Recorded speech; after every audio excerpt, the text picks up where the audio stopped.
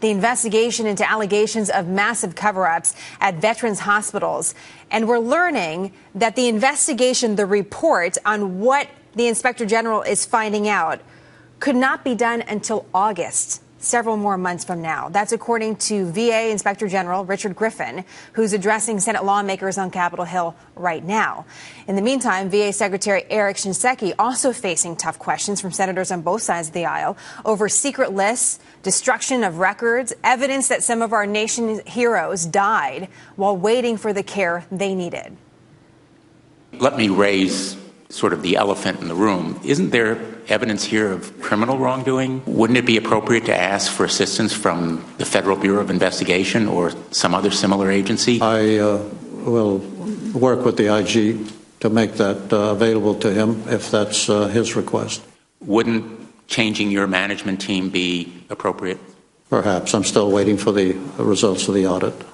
Republican Congressman Jeff Miller of Florida is chairman of the House Veterans Affairs Committee. And Congressman, you've been on the record as saying you want to wait till we get the report from the IG, but now it might not be until August. How could that be? How could it take that long?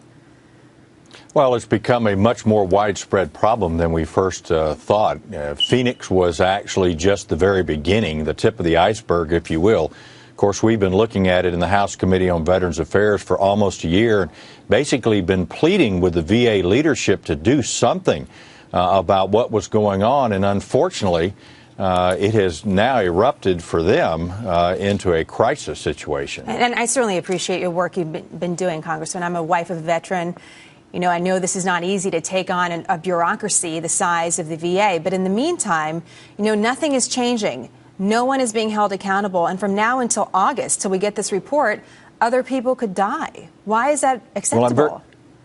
I was going to say it's not acceptable, and I'm very hopeful that maybe the Office of Inspector General can get an interim report out so that we can at least begin the process. But look, if the Department of Veterans Affairs doesn't realize by now that they have a serious problem, and they're in fact going to wait, and which is what the Secretary has said, they are woefully unprepared to be able to take care of the almost 10 million veterans that go to them for their health care.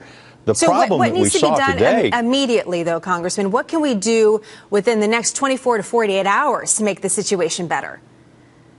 Well, number one, you've got to remind most of the veterans out there are getting good quality care from their VA hospitals and clinics. But I'll tell you this. We have asked the President of the United States to get personally involved. They have now sent somebody over from the White House.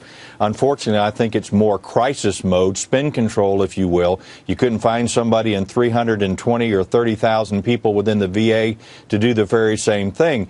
But there are whistleblower after whistleblower now coming forward and sharing their stories, and these are the brave people now that are coming up against very, unfortunately, very strong-minded leadership, and they're saying, look, our veterans have not been treated right, and many of them have been waiting, and harm has been caused while they've been waiting. I wonder what they're thinking now that they know still at this point that no one is being held accountable and no one is being fired. You've said that you do not want to see Secretary Shinseki go yet.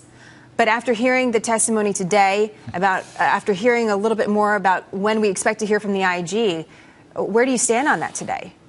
Well, I will tell you this. After watching the Secretary's absolutely poor performance in front of the Senate Veterans Affairs Committee, I know that one of two things are true. Either his people aren't preparing him correctly, or he is woefully ill-prepared to manage a bureaucracy that is 330,000 individuals strong. This is a crisis. We have been ringing the bell for years, as have the veteran service organizations out there.